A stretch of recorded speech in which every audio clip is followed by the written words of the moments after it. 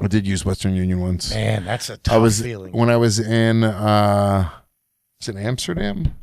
Okay, that's a little. Yeah, that's I ran out of money because of hookers and weed. It wasn't like, dude. I didn't think. I didn't think you spent it at the fucking Anne Frank Museum. I spent my money on every time I went to Amsterdam, I'm like, I'm going to the Anne Frank Museum. I'm going to the Van Gogh Museum. I'm gonna do it. Mm-hmm. I'm doing it. And every time I spend all my money on hookers and weed.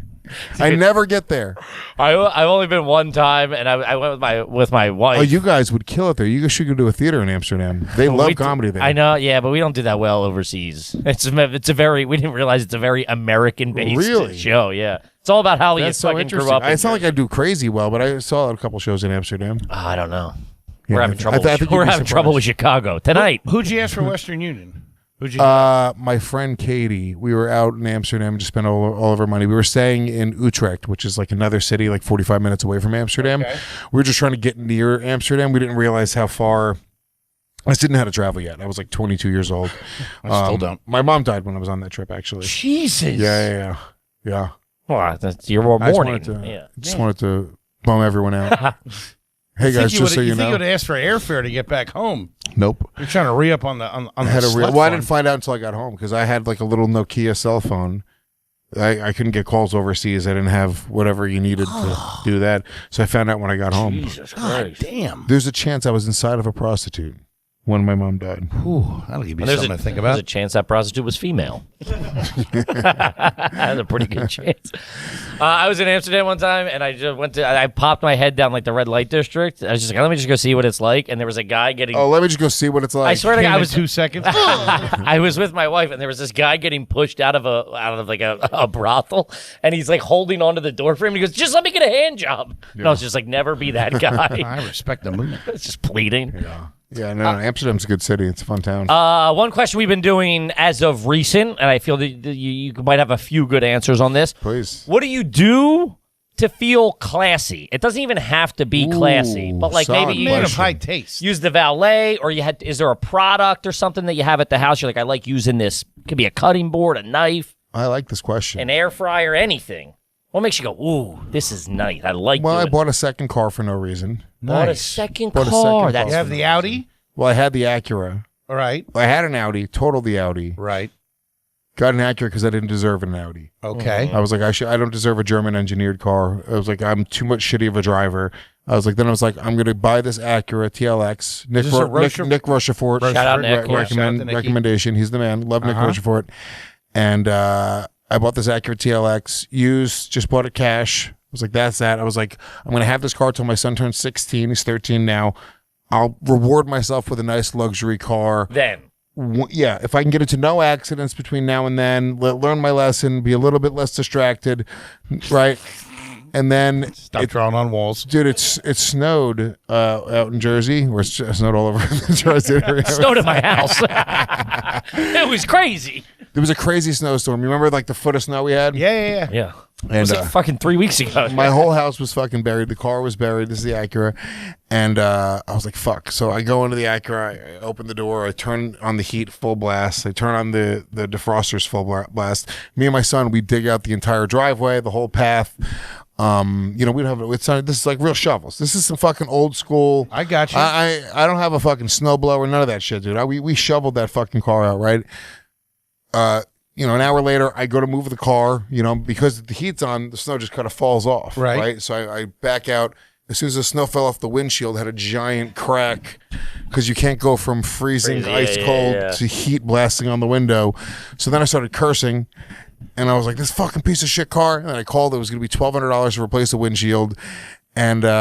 And then I was called Nick Rochefort, and he had such a funny point because I was like, dude, I'm thinking about getting a car. And he said this on the Real Ass podcast. He was like, when a guy calls you up and says, I'm thinking about getting a car, that means he's 36 hours away from buying a new car. Dude, I bought a new car that same week, and I saw that, and I was going to call Nick, and I saw that clip. I went, no fucking way, because he's going to talk me out of what I want to get. Well, that's exactly it. So then I was like, fuck this. I need a different car. I'm sick of driving around a shitty car. I haven't been in any accidents. It's been 13 months. So I got myself the Audi Q8. So now I have my Audi. But then I brought my car in to get the windshield fixed, and I blacked out the tires and the windows. Very Puerto Rican look, this fucking blacked out Acura. Crazy, dude. And now they give it back to me, and I'm like, that's a fucking hot car right there. I didn't even need the Audi. So now I have a second car. You put black rims on your car? Yeah. So blacking out the car, that makes you feel rich. No. Having two cars. Having the second car for no reason was like a move. Spending a lot of money on a gym membership, you know. Boarding before everyone else on a flight. Very nice. Premier 1K, which I'm no longer Premier 1K. I was Premier 1K. United. That's perfect. United Premier 1K. I was. They bumped me because I didn't spend enough money. They changed it. It used to be miles flown. Now it's money fucking spent. Yeah. Which is bullshit. Okay. But here's what I have learned. You just walk up when they say Premier 1K. This guy's cracking the case. Guys, I'm telling you right now, they don't check. I've seen Delta bump people and go. Not Delta. United, not United. United. I mean, United. you're flying with animals. They don't check. I'm telling you right now. And I'm just going to keep on playing dumb. And even if I get caught, it's not like I get caught by the same person. I'll get caught like, cool, all right, I guess I got caught. I'll wait till fucking Group 1 is called now. Then you got to walk. I'm still in Group 1. No, that's crazy. You're in Group 1. I'm in Group 1. Okay. Yeah. So that makes me feel You got good. TSA pre-check? Oh, yeah. You got clear? Oh, yeah. You got touchless? What? Touchless is new. You got to get touchless, dog. You guys are classy. This episode is sponsored by BetterHelp. Yeah. Gang, we know BetterHelp is fantastic for all the things in your life. They're also fantastic if you're working through some financial stresses that you need to get off your chest. Talk to somebody, man. No matter what it is, whether it's big, whether it's small, you want to talk to somebody. And BetterHelp is a great way to step your foot into talk therapy. We love it. You'll love it. Talk it out. Yeah. Money worries often bring anxiety, sleep disruption, and even depression, and one of the leading sources of conflict for couples. This month, you can normalize the emotional weight of financial stress and remind people that struggling with money doesn't mean they failed. Sometimes it's just accessing the right kind of support. Money stress as from a child all the way up to when I was adult. You see it from your parents at it. It is a big point of contention in my life. It always has been. So having somebody to talk to about that will fucking just shed a little bit of light and make things a little bit easier. You'll be sleeping a little better at night. And talk therapy has always been a fantastic tool in my life. When life feels overwhelming, therapy can help. Sign up and get 10% off at betterhelp.com/garbage. That's BetterHelp, HELP.com/garbage. Do it. Do it. Okay, let's talk about Pesty. Pesty, gang. You know Pesty. I do, baby. Use it at the house. Gang, if you got bug problems, you got infestation, what you want to do is you want to go to Pesty and kind of do it yourself. Listen, right? Let me take over. Am I talking out of my ass here? I just did or it. Are you taking control of your life with Pesty? I just did it 4 days ago. My man. 4 days ago. Listen, they send it to Bugman. It's fantastic. They send it. It comes. They send the bag. You mix it with the water. You mix the little potion with the water. You put your little sprayer on top. Give you a little set of black gloves. I think it's 2 foot. You go around the perimeter of the house. It takes minutes, and you're good with the bugs. Get them out. That's great. It's not crazy toxic. It's kid and pet friendly. One, because we got little Kit Burrino and we got Hansi Ponzi. Sure. The pesticides they shipped are fully registered and have been used in hospitals and schools all over the country. Pesty offers a 100% bug-free guarantee or your money back. If the bugs don't go away, you'll get a refund. The kit includes a sprayer, a mixing bag, pesticide, gloves, like I said, and instructions. Less than 10 minutes. It's so simple. It makes you feel like you're accomplishing something, too. Gets rid of over 100 types of bugs, from spiders to ants, roaches, and scorpions, which, listen, I ain't got scorpions, but with Pesty, we definitely ain't going to get them. Yikes. Keep the bugs away with Pesty. Go to pesty.com/AYG for an extra 10% off your order. That's Pesty, PESTIE.com/AYG for an extra 10% off. Do it. Yeah. Anything that makes you feel trashy, like you're like, fuck.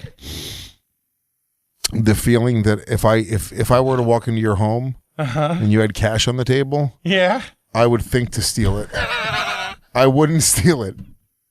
You would go, how would I do that? I would just go like whatever it is, like an urge, like the same way if you see like a pussy and you want to lick it. What? Like that's the way I'm I not would. seeing pussies that much. Doggy, if you see a pussy, you want to lick it. You're just like, I want to lick that pussy. You go to a strip club, like, oh, I'd love to lick that pussy.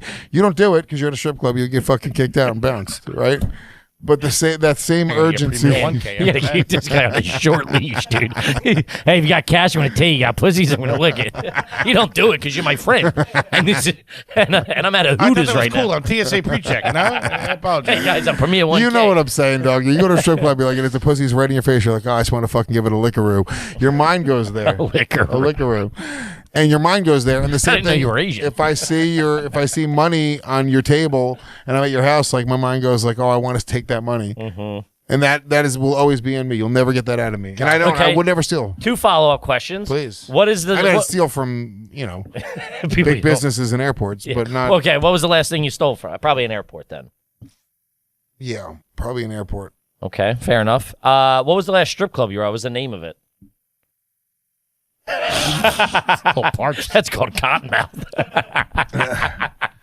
I haven't been to a strip club Since I started dating my girlfriend. Babe, how long have we been dating?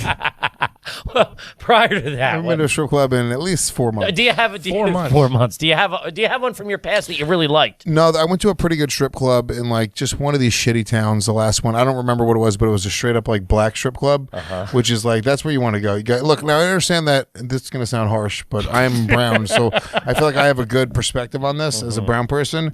Like, blur us out of this.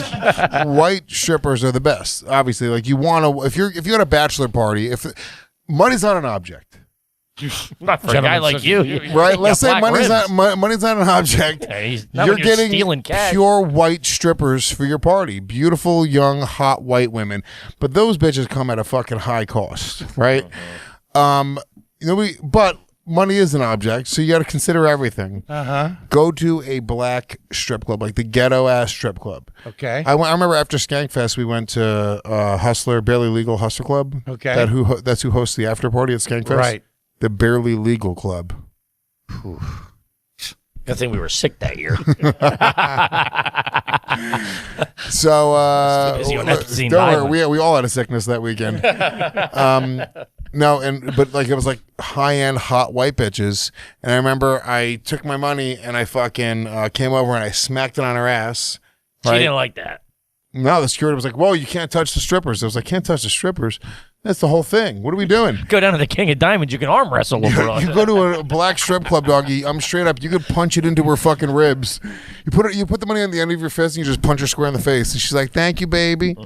And they're all kind of funky and fucked up. And like, you want a ghetto ass strip club though? They'll fucking you can spit in their mouth for $1.